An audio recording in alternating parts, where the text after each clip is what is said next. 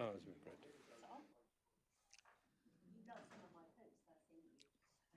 great. Okay, good morning and welcome to Governance and Audit Committee. I'll just do some housekeeping first. There are no fire alarms scheduled today, so if the alarm does go off, we exit via the fire door and congregate in the car park. In addition, could I ask everyone, if you haven't already done so, to switch off mobile phones or have them on silent? The chairman's charity otherwise benefits. This meeting will be recorded and live streamed, so please use your microphones when you wish to speak and turn them off when finished. Julie, can you confirm when we're live streaming? Okay, we have started the meeting. Item 1 is the minutes, which are on pages 4 to 9 of your agenda. Are there any comments on the minutes? Is it your wish I sign them as a true record? Thank you. I don't think there's any matters arising.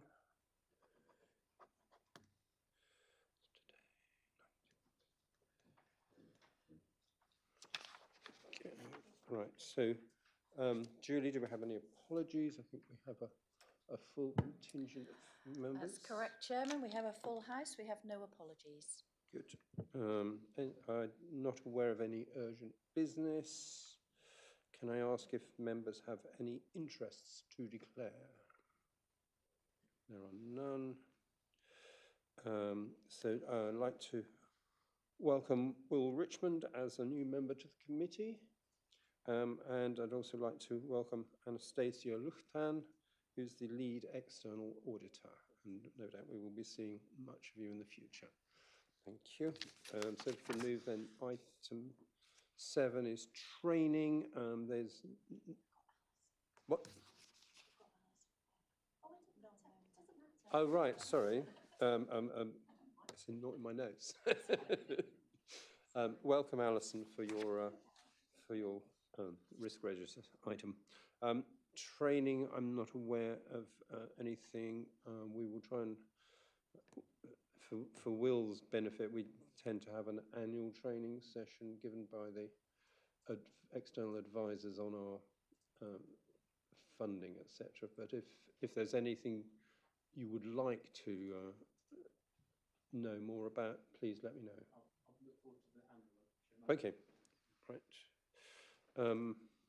Amendments to the Constitution is a separate agenda item later in the meeting.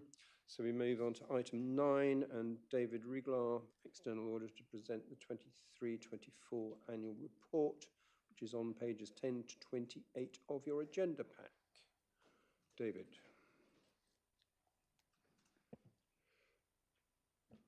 Good morning, and thank you. So agenda item 9, starting on page 10 of your pack, is our 23-24 auditor's annual report.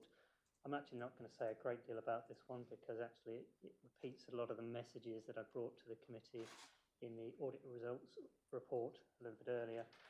It's a requirement of the NEO Code of Practice for us to issue this report. It essentially comes, or normally comes, after all of the audit procedures have been completed. So whereas in the audit results report I said I was about to sign your opinion, this one says I did sign your opinion on the 27th of February, and that was ahead of the backstop date. But I'm more than happy to take any questions on that report. Could you just explain to the committee what a disclaimed opinion is?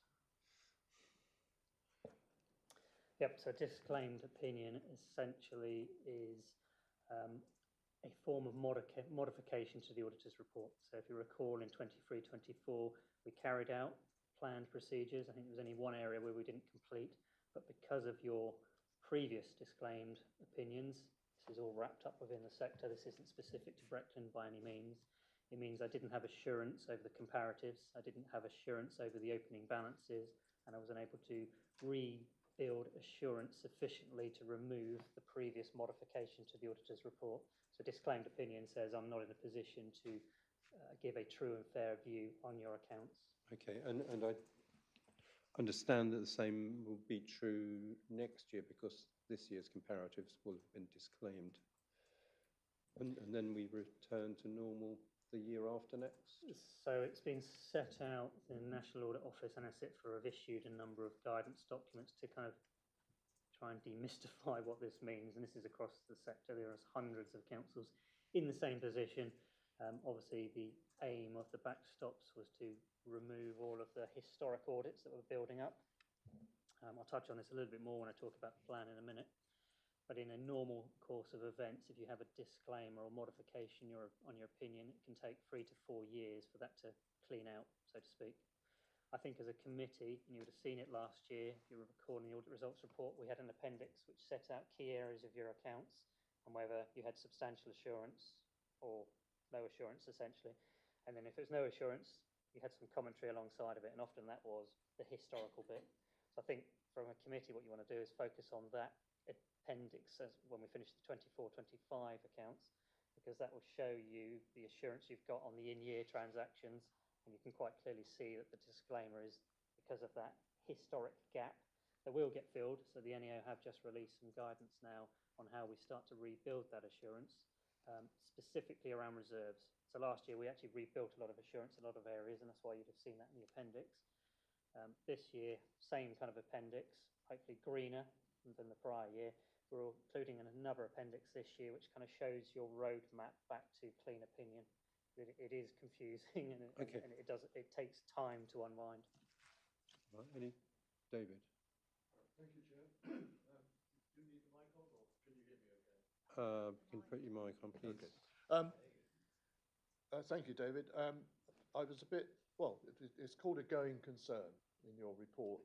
And although I've run my own business for several years, I'm not familiar with this particular phrase. So could we possibly have a brief synopsis of what the going concern basis of accounting is? Because you mentioned here that Alison's use of that in the preparation of financial statements, you can't produce a conclusion on those accounts because of the use of this particular type of accounting, the going concern basis. So if you could, in a nutshell, just explain what that means, I would much appreciate it. Thank you. So in a public sector sense, going concern is predominantly continuation of services. So if it's a private company, we'll look at cash flow forecasting, we'll do stress testing, we'll look at levels of reserves. We do all of that for councils, but ultimately is what's called a practice note 10, which puts almost, if you like, a public sector lens on the auditing standards on assessing a going concern. And it's quite clear that unless there is almost government EDAPT to kind of stop those services, there's a continuation of services going on. Now, I think what you're referring to is page 16 of the pack, and where we've, as I said, because of this disclaimer, we're not entering a conclusion on the going concern. That's not me saying you're not a going concern.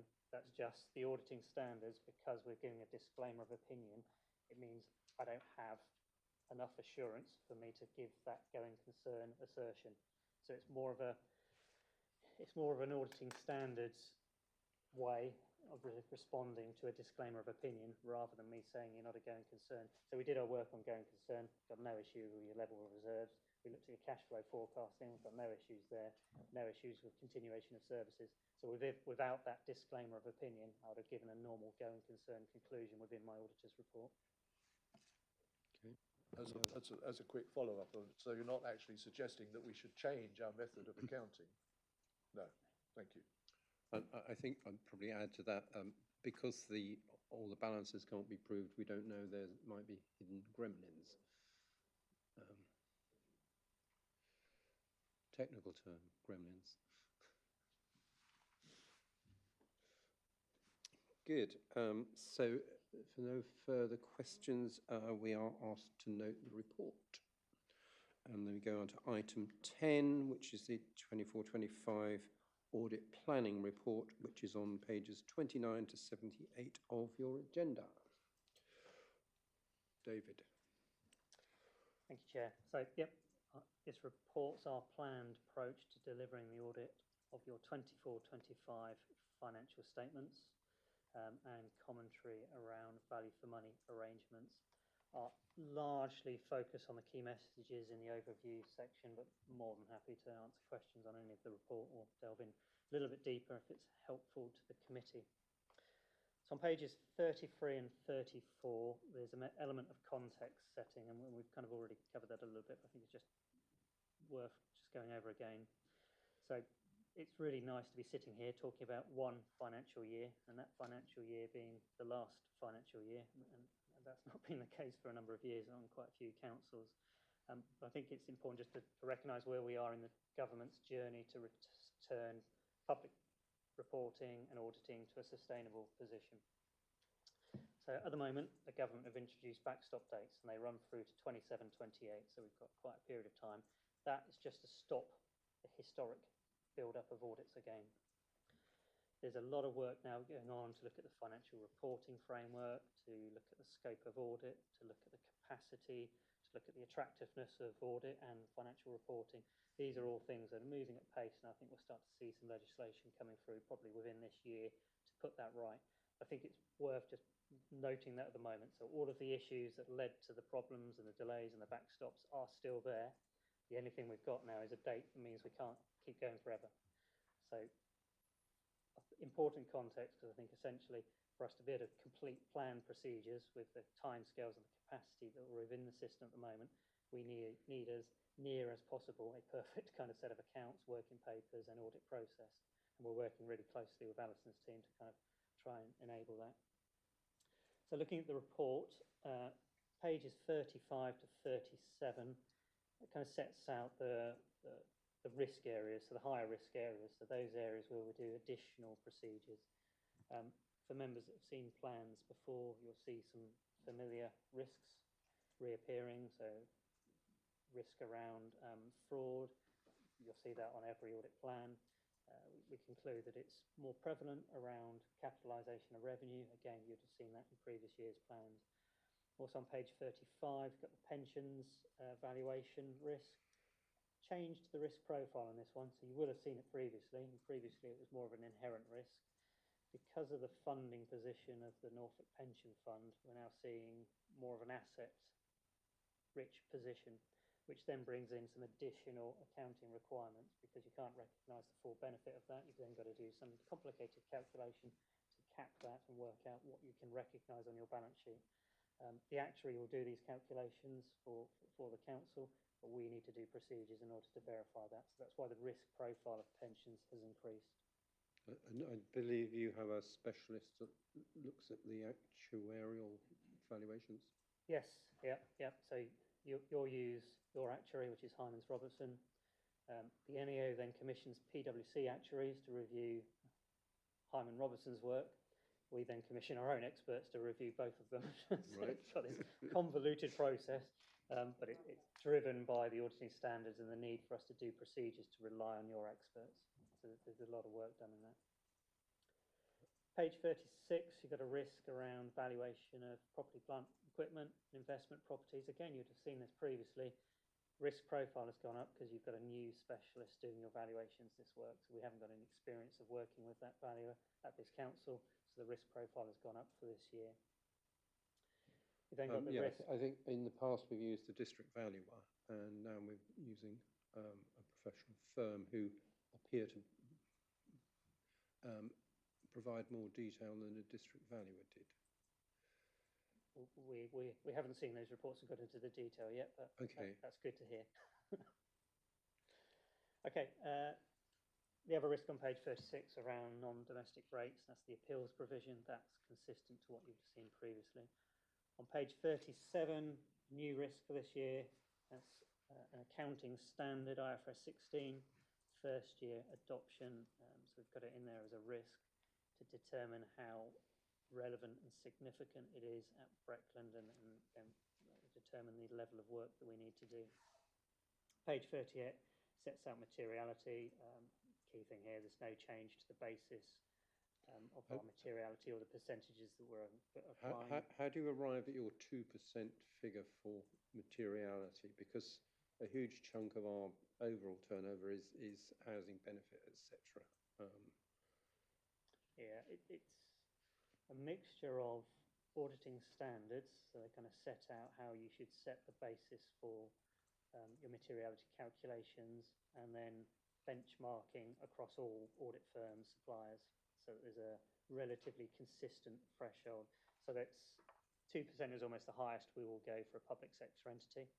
We can go down to 0.5, but we tend to work at 2% for a council where we have assurance over the processes and the controls supporting the financial statements. Okay, thank you. What else? So page 40 has got the value for money, and there's more details in section 3. At this stage, we haven't fully completed our value for money planning work, but there's no significant risks to draw to the committee's attention. On page 75, this is section 7 as well, we've got the timeline for the audit. Slight change in that we are now fully into the final year-end substantive audit for the council. Started a couple of weeks ago, and you are one of the front runners along with a couple of other councils within the cluster. Clearly we only pick the front runners if we feel that we can get through the work, so I think the committee can take some assurance from that position as well. Then finally, pages 71 and 72 of the pack just sets out the PSCA statement of responsibilities.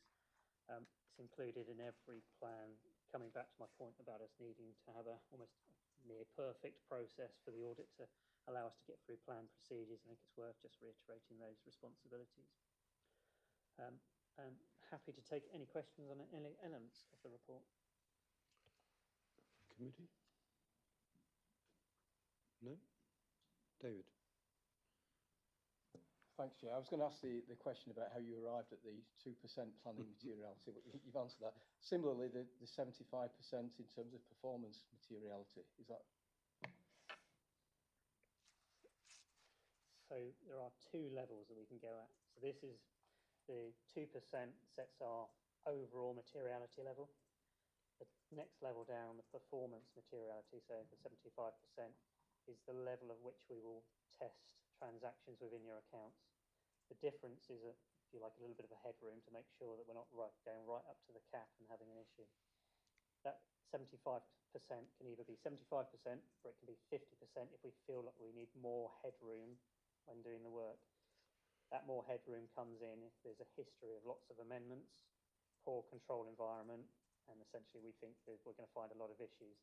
So the fact that you're at 75% suggests that when we start the audit, we've got a level of confidence that those accounts are going to be pretty accurate and we're not going to find too many issues. Thank you. Anyone else? I think Alison did send me the Norfolk Pension Fund's report, and because we're now in credit, and that seemed so the assumptions have changed there, mostly on bond yields, 1% higher, which is the other side of the government debt costing more. That if you're a lender, you can get a better return. So that was my understanding, anyway. Yes, good.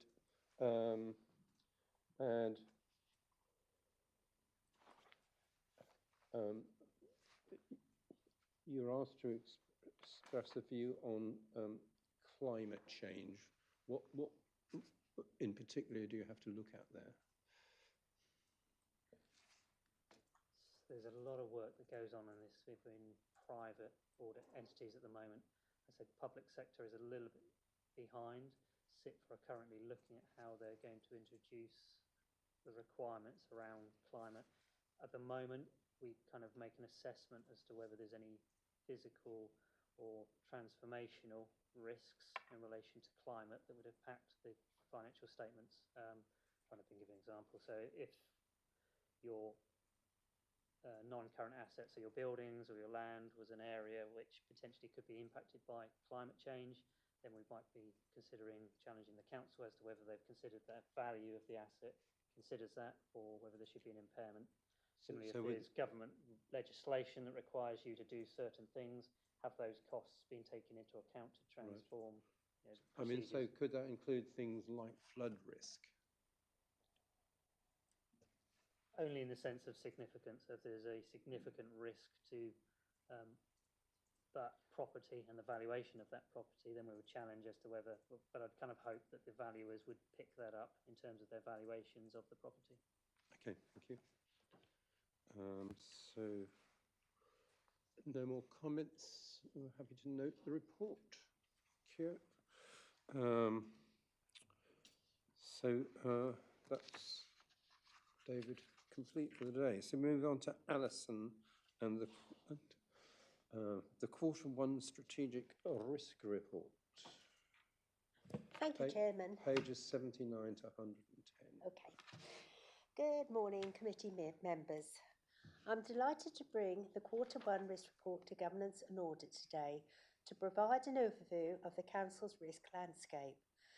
This register was last seen by the committee in February, and as you will see, several risks have changed since then. I want to cover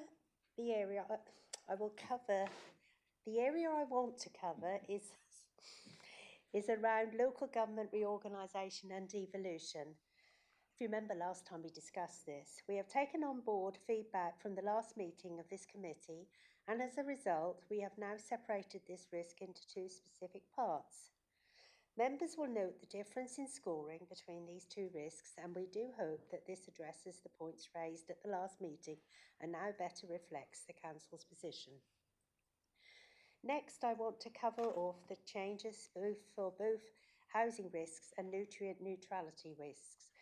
Members will note that there are positive movements within these risks over the last quarter.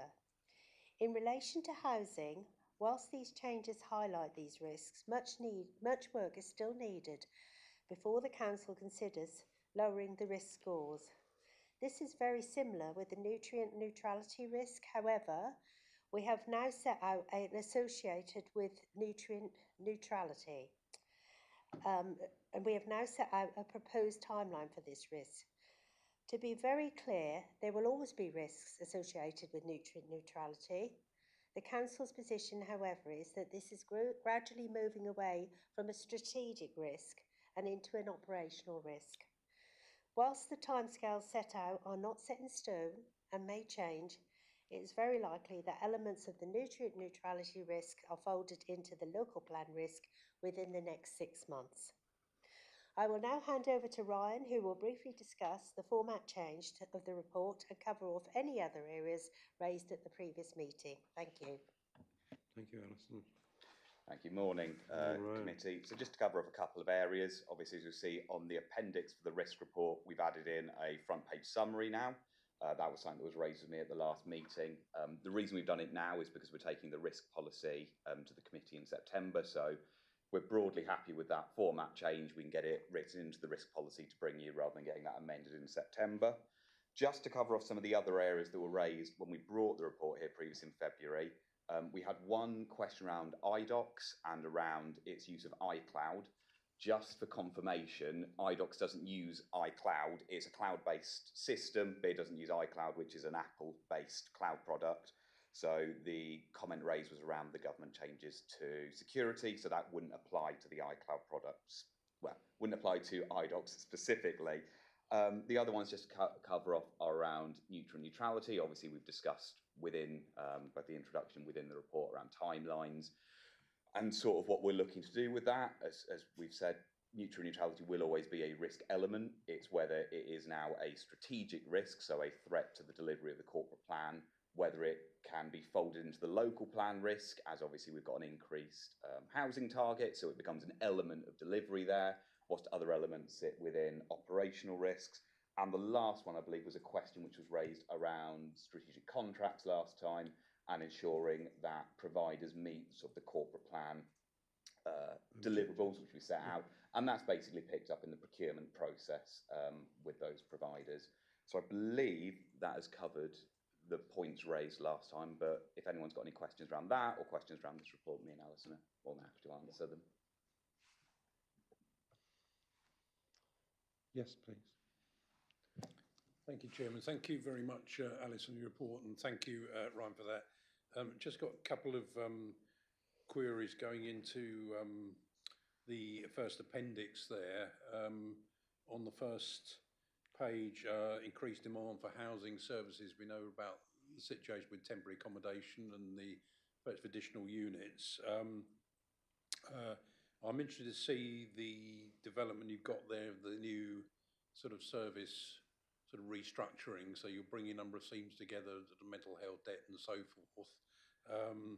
And that's underway in implementation.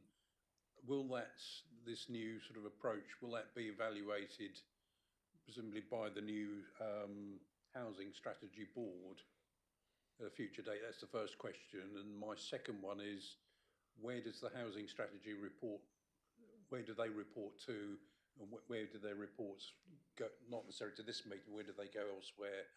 You know, obviously that's, I appreciate that's within Councillor Suggett's portfolio. And the third question, sorry, is around, I see that there's mention there of direct lets.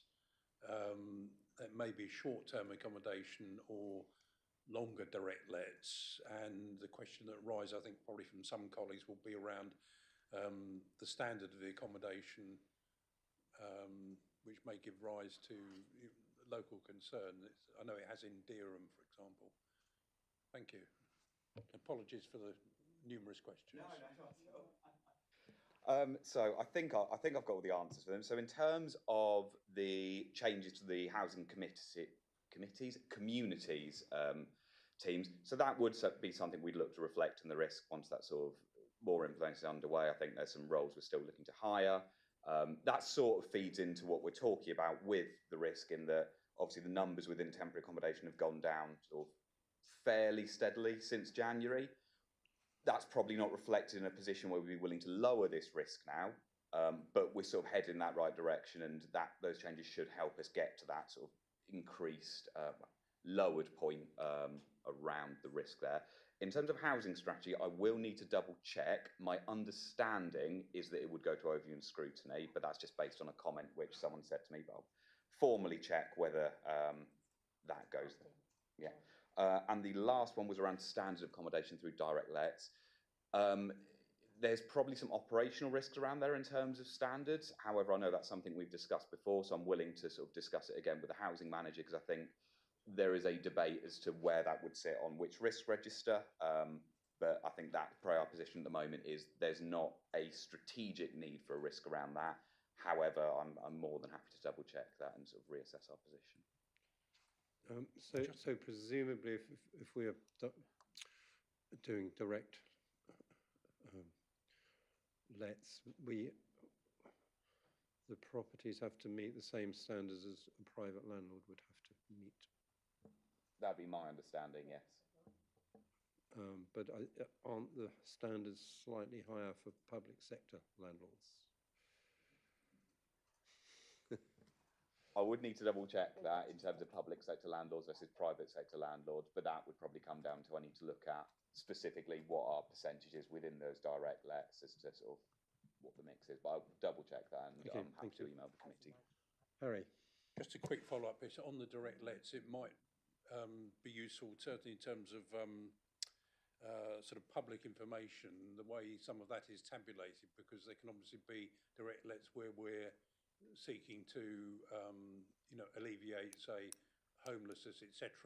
And unfortunately, some of the issues around housing all get lumped in together with temporary accommodation, but also where people may be accommodated. This is in terms of the social media, etc., where people speculate about the reasons for particular housing placements, but also where there may be placements. Has come up, I believe, at a nearby town council, where people are talking about placements being made by other councils in our own area, of which we may not have any control, and issues around which have come out, like who actually then inspects those. Is it the host authority or the one which is making the placements?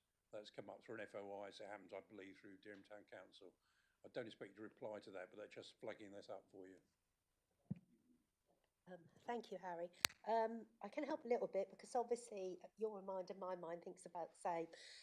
If another council puts rents a let in our area, unfortunately, we're very late at being told that this is happening. It would be up to whatever council is putting that individual into that area to do the inspection, not for our team to do it. So I clarified that when I was aware that there was some issues going on. Thank you. Okay. David. Still on temporary accommodation. It's good to see that the percentage of non-council owned temporary accommodation has declined from 70% to 59%. But just looking at the cost, am I right in saying then that it's shown that the cost of temporary accommodation is 110,000, but the income is 158,000. So is that a net income to the council? Is that housing benefit then that comes to the council, which exceeds the cost of the accommodation? Yeah, thank you. I think there's two things here. You're right, it is housing benefits, and there's a lag, so that whilst it's showing more income, for example, in both of those months than the cost, that's not actually the case, but the income comes later. So as at the moment the number of nightly paid is going down, the income is still higher, so it's sort of catching up. And the other thing is, whilst this is housing benefit goes to housing, if you were to look at the housing benefit budget, we don't get so much back from government for these cases. So actually there's a cost within housing benefit associated with this, which doesn't show here. Carry on. And then just a general point actually, on page 105, I can find it. Oh, it's not on it, it's just my note on 105, is that the risks, virtually all the risks have a much lower target score than they're achieving at the moment. And the target date is only 10 months away. I'm just thinking about the realism of these targets that have been set. I think it's, it'd be a good stretch for all of them to achieve their target score within the next 10 months. So whether some realism needs to be attached. You're right, it's going to be a real stretch to get some of these within 10 months. The way we do it with the strategic risks is a lot of these risks will always be there on the basis that they will always be a threat to the delivery of our corporate plans. They'll meet that strategic threshold. So what we sort of tend to do probably over the last, I want to say 2 years, it might even be 3 years at this point, is we'll set an annual target for these, because ultimately we have to set a target for them that we want to try and hit. We have to set a date we want to hit it. If we've not hit that, normally what we try and do is when we get to that Q1 report, Q4 report, we'll reset that target for a further year. That is just on the basis that we've got a score we want to try and achieve. We want to try and achieve it. However, a lot of these will always just be strategic risks by the nature of what they are. So, for example, the contract monitoring risk, we will always have a strategic risk around the delivery of contracts. To get to that target score, we might hit it, but there's always going to be an element of risk there in terms of delivery to that corporate plan, which means we'd always have to include it within a strategic risk register. So are we going to hit these target scores? Probably not by next year. We will probably have to reset a lot of them. There are some, though, for example, neutrality, where we're working towards hitting that target. So I hope that sort of contextualises why we set it out that way. So if we actually end up with a strategic risk in the green, would it then get removed from the strategic risk register? Can I just say, when I took over the portfolio, we were actually a lot of greens. And I said, well, if they're all green, are they really challenging enough? So it's difficult to get the balance between having all greens and having ambers and reds. Yeah, it's as simple as that. And things change. You know that things change all the time in the world. And I think it's good that Ryan and the team look at it and say, before we get, you're right, David, to bring it up, before we get to the point of missing our targets, what's going on? Are we going to hit it? Do we need? But what I don't want to do is to say that just because we didn't hit it, we're going to change it and make it lower. I don't want people to think that. It's not like that. It's because there's been external influence or something's happened. And sometimes, as I said, we hit greens, and I'm thinking, well, it's not challenging enough. So that's where we are on it. But you've got a large number of greens in the control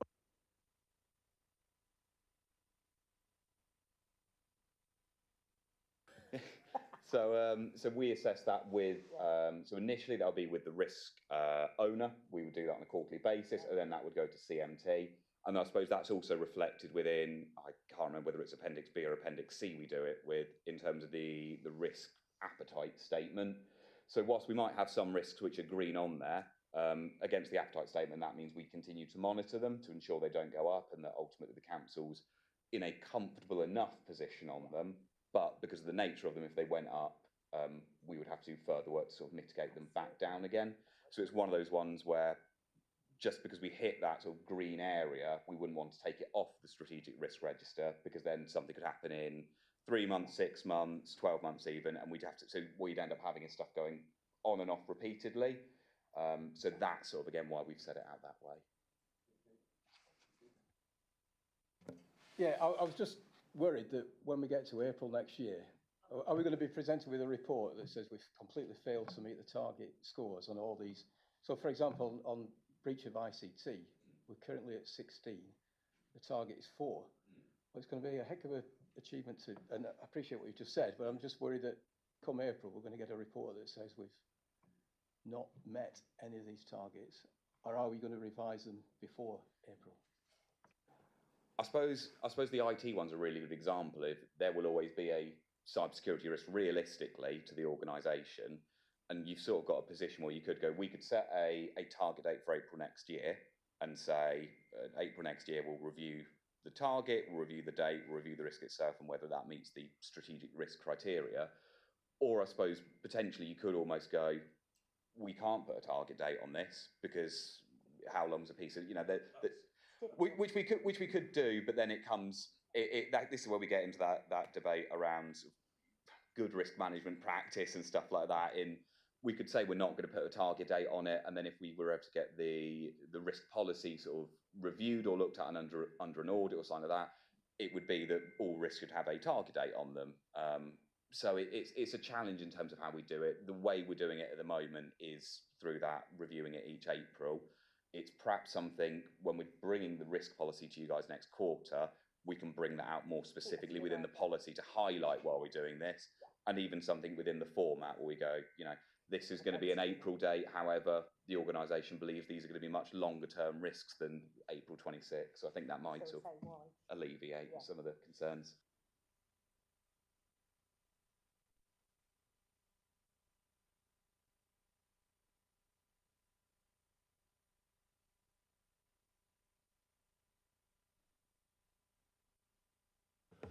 Sorry, on the waste strategy, we've got an unknown increased burden funding within a range of 1.5 to 3.5 million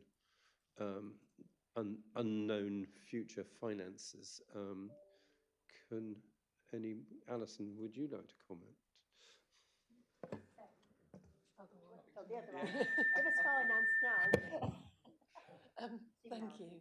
Yes, so at the moment, we don't know the level of revenue ongoing funding that we'll be getting from government. So we've sort of given a worst case, best case position there in the risk. We're hoping that in the summer of this year we'll be given what our funding will be for the new burdens, and at that point we can clarify exactly what the cost pressure will be for us. And then we've got to also clarify the cost to the authority from the contractor, yes? Yeah, that as well. Okay, thank you.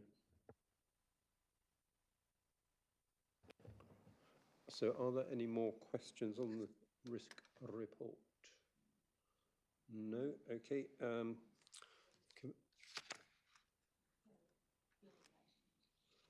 So the report, therefore, is duly noted.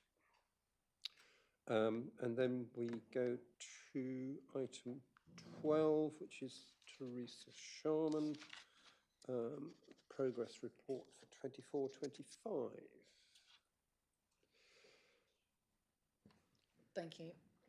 So yes, this is our last progress report for 24-25. All the audits are just about there. We've got one that's still in draft, but we've given you that executive summary. It's just a matter of finalising and getting the comments, and that's in process right now. So you've got the final exec summaries for the 3 finals and the 1 draft report. Outstanding recs, almost not worth talking about because there's one or two there, so that's really, really good at the moment. Really happy to go straight to questions on this one. Thank you. Well, I'll raise one question about audits either being postponed or cancelled. I think we agreed at our pre-meet that postponed is the correct narrative.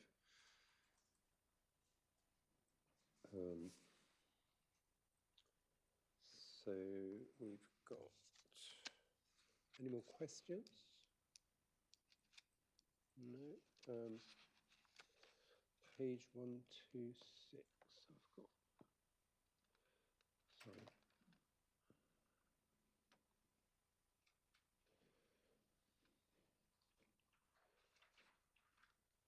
Sorry. So could you just comment a bit more on the audit of antisocial behaviour and fly tipping, please? Is that sort of a national standard that is applied or what? Page 127, I think. 127, yeah. The table there is just a table that the contractor who did the audit put together to try and show you in terms of their categories of risk and controls, what the assurance was for each one. So that's their design rather than a standard that they were following.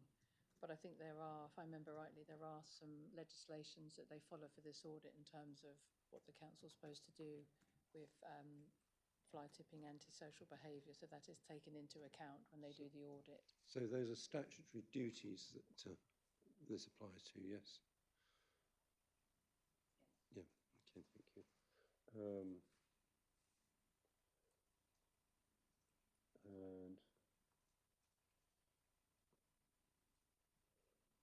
And I just note on page 146, there's a lot of red in the consortium level performance. And I think. Yes, I'll go on to that when you do the end. Okay, sorry, I've jumped forward. Any further comments on reviewing the internal audit update? It's fairly pretty much up to date. Everyone happy? So the recommendation is that members review the internal audit update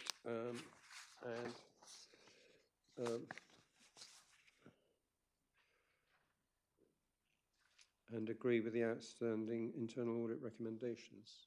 All happy with that? Good. So, sorry, item 13 then is the internal audit annual opinion report 24-25, pages 136 to 155. And there are a significant number of recommendations there when we get to the after the report. Okay. Yep. So I'll just pick up on a few key points then. So there were 16 audit opinions that I was considering for my overall opinion, but you can see on page. Just wonder what page number. Can't see that. Oh, here we go. 140. The pictures there give you my overall opinion of reasonable, substantial. So I've gone up a little bit this year from reasonable last year because we've got no limited reports. We have made quite a few recommendations in the year, but outstanding recommendations are very low. So I think there's maybe a slight improvement that gives me confidence to be slightly more positive in my overall annual opinion, which I think is, deserved. Yeah, I think if we went back several years, achieving a substantial was a rare item. So yeah, and you mentioned that because that was before my time. I've only seen you kind of as you are, really. Yeah. So for me, it's all been quite positive in that respect in terms of the audit results and therefore my two annual opinions. So, yeah. So I will pick up on the performance of the contractor because, as you can see, we use a main contractor, although we are integrating two other contractors as well, but the main contractor whose performance has been measured against those standards is red.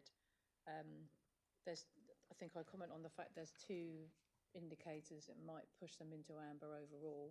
The final reports, I think they will achieve that. There's no problems with issuing final reports, and it's just the fact at the time we did this, there was a load of reports to be issued, which would then push that up. The feedback is a little bit out of their control because it's trying to get enough people to do the feedback in order for that score to push back up. I mean, it's very nearly, isn't it? 2.9. It's almost at that the minimum level, but they need many more feedback surveys to be done, and the return rate, particularly at this time of year, just doesn't happen.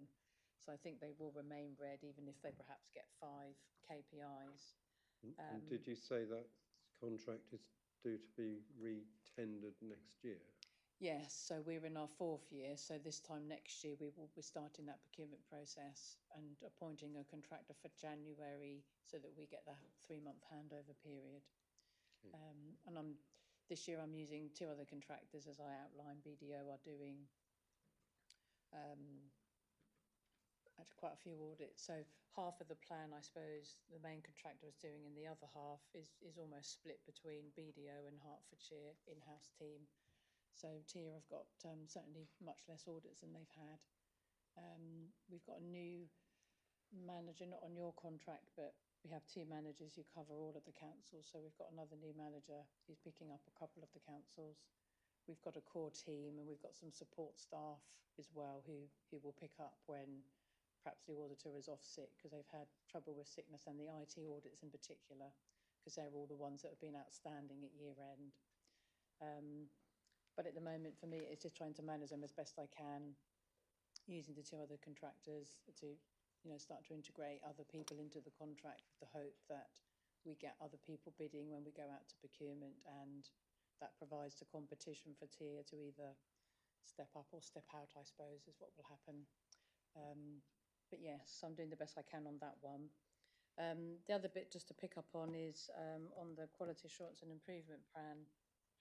You'll see there that ideally I should be doing an annual self-assessment that I still haven't done, and that's because the new standards have been in place, and I've started to do my gap analysis, which is essentially my self-assessment, but I haven't had time to finish that.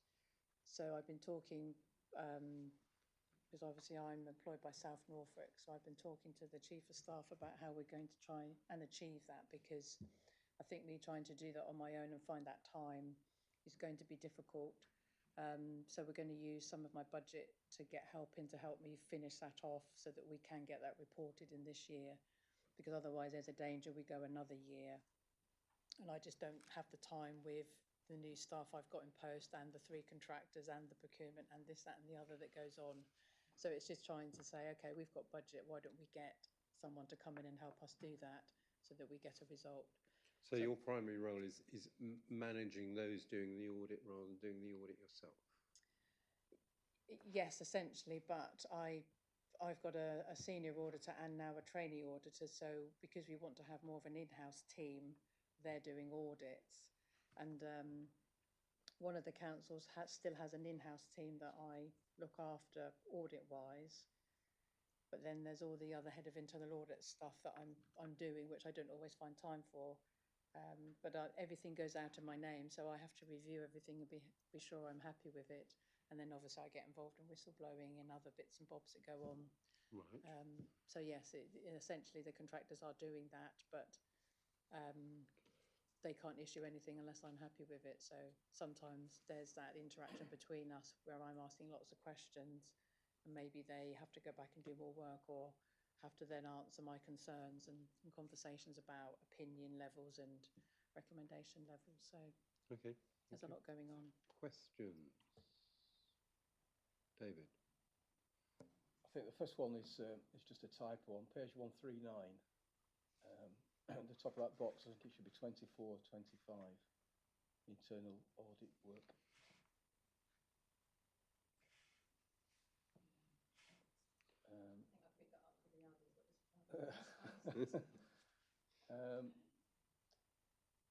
And then page 143, the 2 outstanding recommendations with the due date of the end of May. Do we know whether they've been achieved?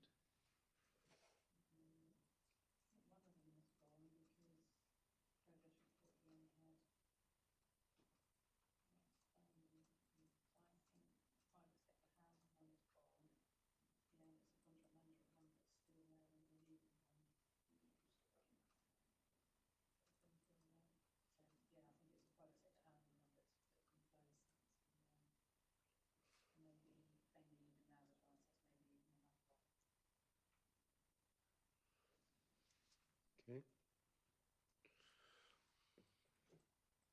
Right, so the recommendations are therefore that the committee receive and consider the contents of the annual opinion report of the head of internal audit. We note that a reasonable stroke substantial audit opinion has been given in relation to the framework of governance, risk management and control for the year ended 31st of March 2025. We note that the opinions expressed, together with significant matters arising from internal audit work contained within this report, should be given due consideration when developing and reviewing the Council's annual governance statement for 24-25. And we note the outcomes of the internal audit's performance measures and the quality assurance and improvement programme. All in favour? Okay, thank you. So we now go on to Alison Chubbuck and the draft accounts 24-25, pages 156 to 272 of your agenda. I hope you've read all 112 pages of them, because I haven't. Thank you, Chair. Yeah, this report is the unaudited statement of accounts for 24-25. And the report requests that the Governance and Audit Committee review and note the statement of accounts and the annual governance statement. So the team worked really hard to get the accounts produced by the end of May, which is a sort of old deadline. And they've achieved that, which is really, really good. The Q4 detail is not included in this report, but there is a link to the Cabinet paper on the 23rd of June, which includes the full details. But in summary, the final outturn on revenue was a positive position. It allows us to replenish the general fund, which had been reduced down to its minimum balance over the last couple of years. So that gives us a really solid starting point for the pressures we're likely to face in 2026 from the funding reforms and business rates reset. The report gives an update on the main major changes to the balance sheet in the accounts at paragraph 1.7. And the largest movement there you'll see being the pensions deficit moving to an asset position. And as you've mentioned previously, this is down to changes in assumptions from the actuary on the discount rate, which is the assumed future returns on their investment. There was a major change in accounting standards, which David mentioned in his report, around IFRS 16. And this is where we recognise assets on the balance sheet, where we have a right to use them. So these are areas such as rented properties, which we use for temporary accommodation, and waste vehicles, that type of thing. The increase in assets was higher than we'd anticipated, mainly because the work in the housing team over the last year to reduce nightly paid temporary accommodation costs through renting properties directly. So details are in note 23 of the accounts on that. The report also includes the number of write-offs above £10,000. And you'll see this year that we did have 3 quite significant ones in commercial property through insolvencies, and they were 20,000, 30,000 and 40,000 respectively. Was that of rents due to the council or of rates due to the council? It was rents. Right, okay. Yeah. And I appreciate that this is a very long document, so I'm happy to answer any questions on it at all, or I can get back to you on anything particularly technical. Right, over to you, committee. No questions? Well, I think it's a good outturn that we've effectively put £1 million in the bank, and the surplus position on the pensions fund doesn't sort of generate through to anything real, does it? It's just, does it reduce any annual charges to this? Yeah, so you're absolutely right. Sadly, that position doesn't give us extra money, but it will reduce our deficit payments in theory in future years. So the review is happening now for our deficit payments from the 1st of April next year. So we would hope to see a reduction in those moving forward. They're about £2 million a year at the moment. Yeah. That's a lot, isn't it? It's a lot of money. That's just to clear the deficit. It's to, so it's additional payments on top of the current employers and employees Right. to cover the deficit over the 20-year. It's a funded 20-year period. So what's your inkling of what reduction? There's still a large deficit to be cleared, even though the fund is showing a surplus at the moment. Yes, we will still have a deficit payment to make because there will still be that requirement. I wouldn't even like to guess what it might change. There are much cleverer people than me. That's common to sort of local government everywhere, is it? Yeah, okay. Any other comments? Okay, so the recommendation is that the unaudited statement of accounts and the draft annual governance statement for 24-25 are reviewed and noted. All agreed? Thank you. Go on to item 15, which is the Treasury Management Outturn 24-25, and this has a recommendation to full council at the end of it. Thank you, Chair. Yes, so this report, like you say, requests that Audit Committee recommend to full council the indicators and the Treasury report for approval, which is usual practice. It's the standard report which we bring to you each year, and in summary it shows that we've complied with all of our requirements under the SIPFA codes. It gives details on our cash position and the use of cash and any borrowing. It shows how the capital programme's been funded, and it details the actual and Treasury and prudential indicators for the year. A key thing on page 277, the capital financing requirement remains positive here. Now that means that we have a borrowing requirement. However, we are not borrowing externally. We're using internal balances and we don't have any external borrowing needs still. And as we've seen in the accounts, there is a balance this year on capital receipts, which is being utilised in the current financial year on some approved projects. And that's a result of a significant disposals during 24-25. You mean Barn and Broom? Yes. Right.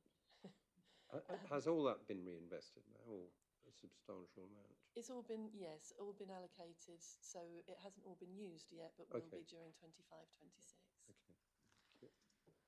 And it was on other assets such as houses, commercial properties, temporary accommodation properties. So it's gone into other assets. Right.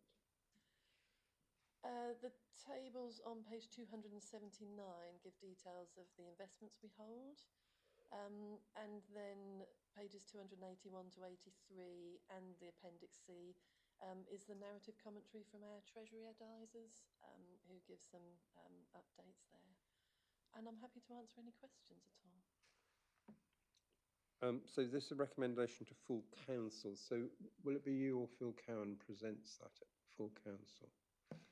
It will be Phil Cowan. Unfortunately, he had an appointment this morning and he was hoping to get here by 11, but we've slightly beaten the 11 o'clock timeline. Well, we're very efficient, you see.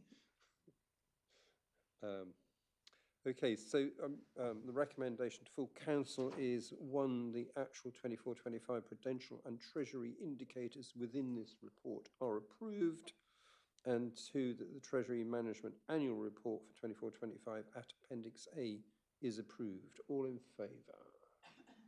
Happy, thank you. And we then move on to... Teresa and Sarah Wollstonecraft and Smile are now on the way down. Right. So if anyone would like a short comfort break, we're just awaiting for the officers for the next item to arrive. I didn't think your what else would be over so quick. Somebody just messaged them.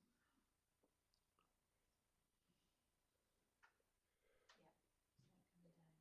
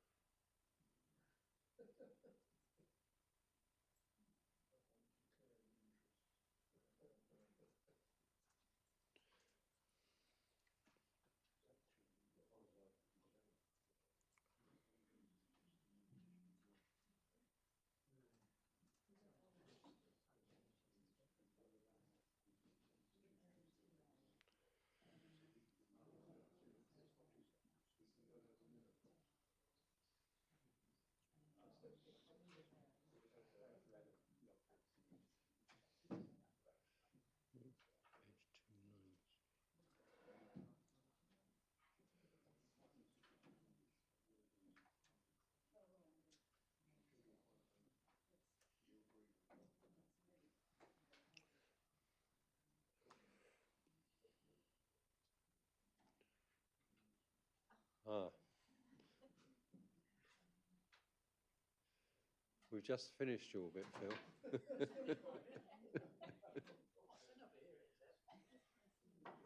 We're running ahead of schedule. So, well, there was one question that we were recommending to full council, and the question was whether it be you or Alison presenting to full council. And I'm reliably informed it will be you, sir. It will be on. Yeah. It will indeed. If I had a computer, I'd be able to do it now. Good. So we go on to item 16, which is the protocol for the chairman and vice chairman of the council and committees. Sarah, could you just give us a background as to how this has arisen? Because I don't think it was on the forward work programme. It's something that we and the monitoring officer have been considering for some time. And I think with the outgoing chair and the new chair, it seemed opportune to actually bring it forward before the chair got too ensconced in their role, and the chairs of committees got too ensconced in their own roles, and vice chairs. So it's just an opportune moment, but we have been mulling over it for a little while. Right. Sorry, Teresa, Mike. No, I just think I was just going to add, and because this is part of the Constitution, it's a part of a Constitution amendment update as well, Chairman. Okay. Thank you. Do you want to go through it in any more detail? Or? I was just going to highlight a few points in terms of the report. Obviously, chairman of the council play a vital civic and ambassadorial role, supported by vice chair. Chairman of committees are central function in facilitating the effective governance and decision making.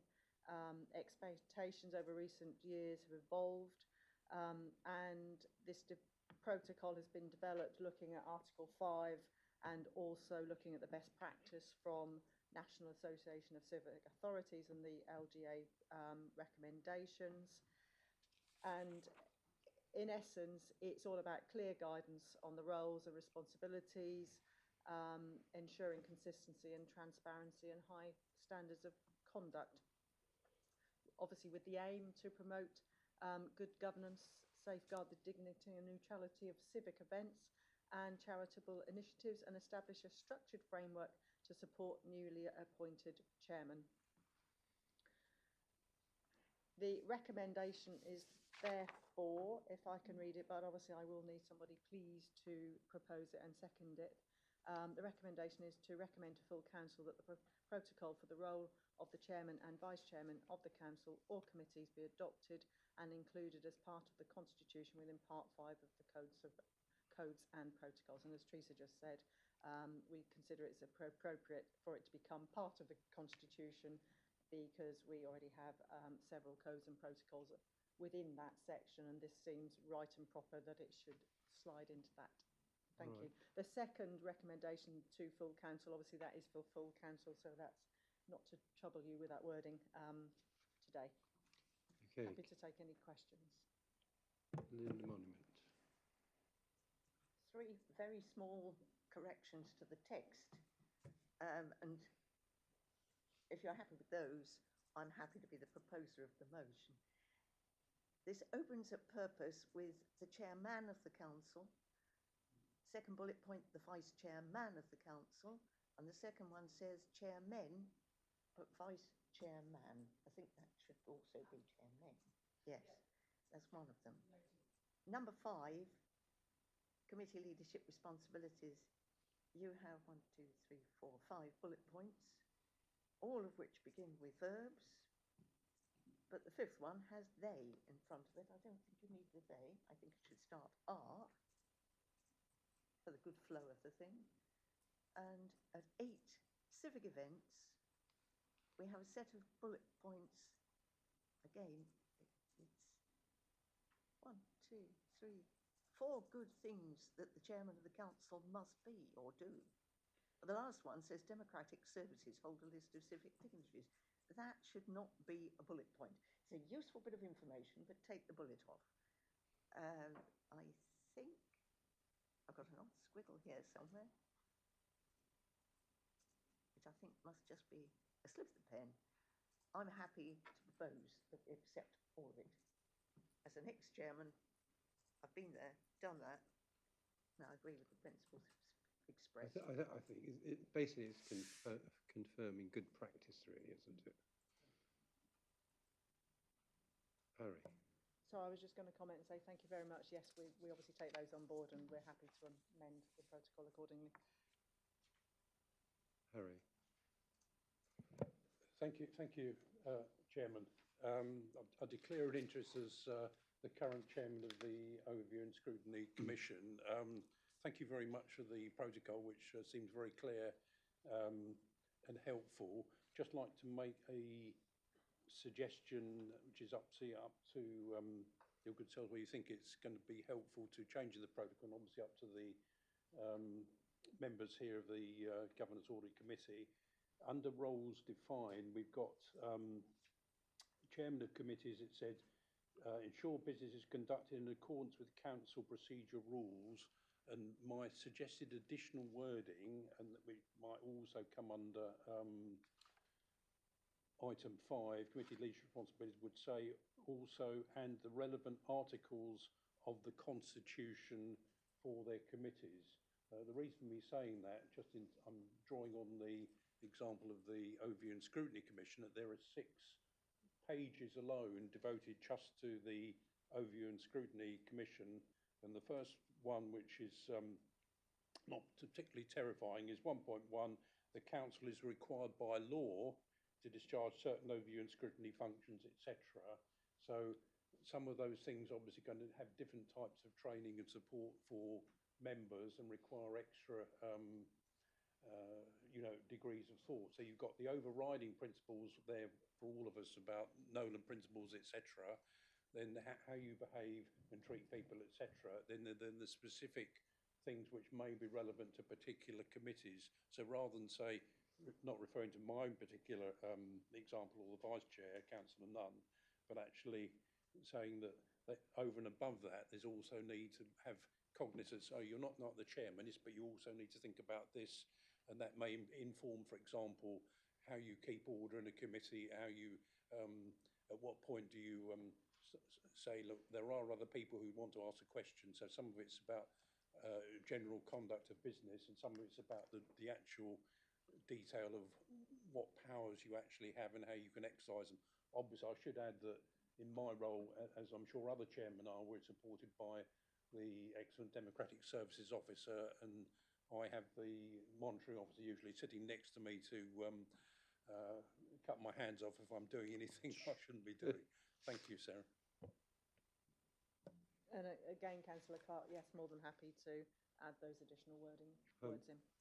Councillor Monument, as the proposer, are you happy to? I'd like just to hear, Sarah could repeat the addition he wanted to make. I think I now found the ensure business is conducted in accordance with council procedural rules. But what was the addition? I believe it is, and Councillor Clark will correct me if I'm wrong, to add under ensure business is conducted in accordance with council procedure rules. So it's council procedure rules and the relevant articles of the constitution for their relevant committees. Yeah, correct. Yes. Yeah, that sounds. Yes, thank you. David. Yes. I'm not sure whether this is one of the points Councillor Monument made, but on page 294, the bottom of 294, we don't have any bullet points for roles of the vice chairman of committees. Chairman? Did you say page 294? Yeah. Sorry, what section? It's paragraph 2, roles defined. We have the roles of the chairman of the council, the vice chairman of the council, chairman of committees, but we don't have any roles for vice chairman of committees. Well, it says presides over meetings of appointed committees in the absence of the chairman. Oh, it's not on my version. I've got a different. All right, okay. Right. The copy I've got does say vice chairman of committees. I think it should be in green as a vice heading to match up with the one. I think. But it is on Okay. Yeah, I think it should be in green as well. And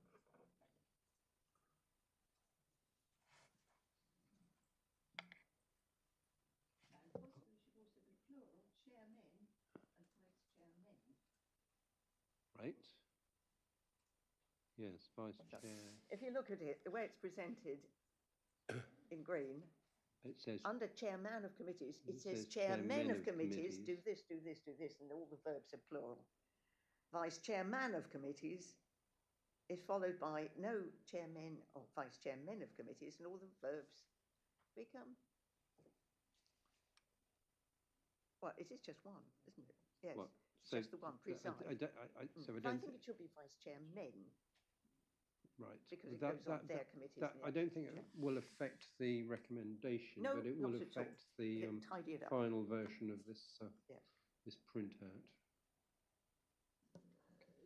Just to confirm, we will obviously read it through again and make sure that it is consistent. Right, Councillor Mark Kittle-Morris. Thank you, Chairman.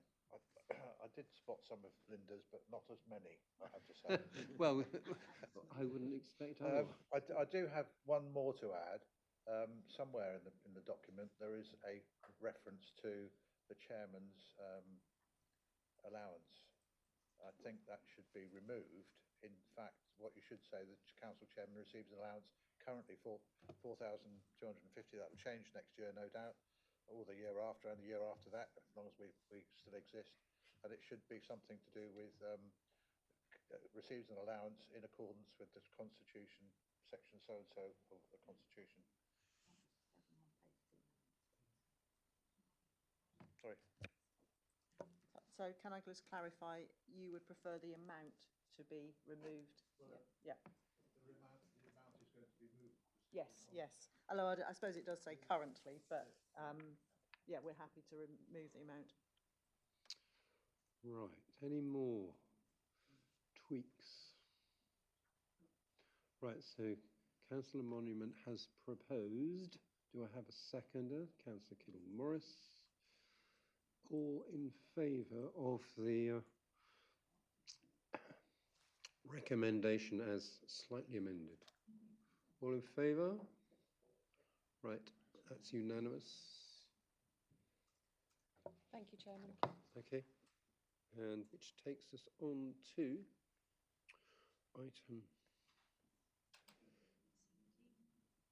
17, which is the work programme.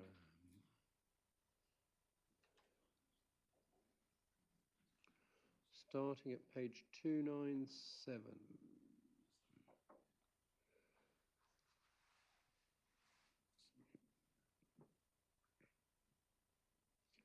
Who's going to talk about the work programme?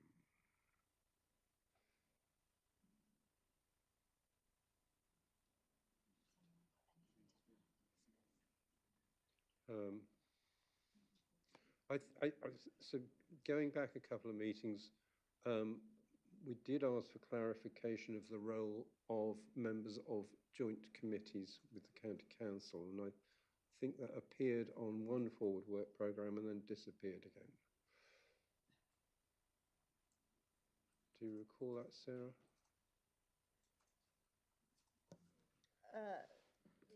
Yes, I do recall No, something. my point was that yeah, we other councils have specific reference to joint committees in their constitution and we don't. Yes. Would it be acceptable if we go away and consider it and either come back to J&A or send you an email separately? Yeah.